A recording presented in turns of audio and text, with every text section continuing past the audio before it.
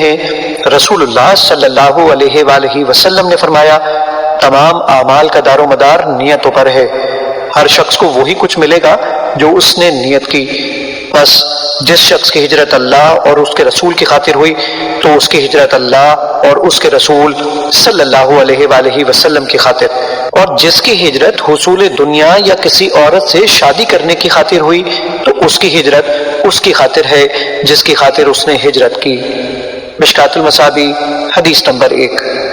حضرت عمر بن خطاب رضی اللہ عنہ بیان کرتے ہیں ہم ایک روز رسول اللہ صلی اللہ علیہ وآلہ وسلم کی خدمت میں حاضر تھے کہ اس اثنا میں ایک آدمی ہمارے پاس آیا جس کے کپڑے بہت ہی سفید اور بال انتہائی سیاہ تھے، اس پر سفر کے آثار نظر آتے تھے، نہ ہم میں سے کوئی اسے جانتا تھا، حتیٰ کہ وہ دو زانو ہو کر نبی صلی اللہ علیہ وآلہ وسلم کے ساتھ بیٹھ گیا اور اس نے اپنے دونوں ہاتھ اپنی رانوں پر رکھ لیے اور کہا محمد صلی اللہ علیہ وآلہ وسلم اسلام کے متعلق مجھے بتائیں۔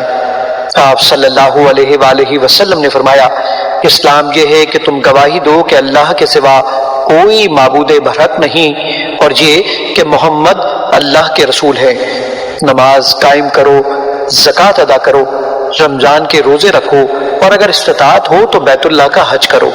اس نے کہا آپ نے سچ فرمایا۔ ہمیں اس سے تعجب ہوا کہ وہ آپ سے پوچھتا ہے اور آپ کی تصدیق بھی کرتا ہے۔ اس نے کہا ایمان کے بارے میں مجھے بتائیں۔ آپ صلی اللہ علیہ وآلہ وسلم نے فرمایا یہ کہ تم اللہ پر، اس کے فرشتوں، اس کی کتابوں، اس کے رسولوں اور یوم آخرت پر ایمان لاؤ اور تم تقدیر کے اچھا اور برا ہونے پر ایمان لاؤ۔ اس نے کہا آپ نے سچ فرمایا۔ پھر اس نے کہا احسان کے بارے میں مجھے بتائیں۔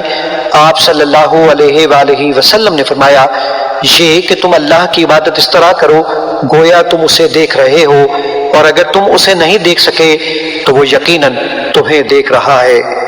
اس نے کہا قیامت کے بارے میں مجھے بتائیں۔ آپ صلی اللہ علیہ وآلہ وسلم نے فرمایا مسئول اس کے متعلق سائل سے زیادہ نہیں جانتا۔ اس نے کہا اس کی نشانیوں کے بارے میں مجھے بتا دیں۔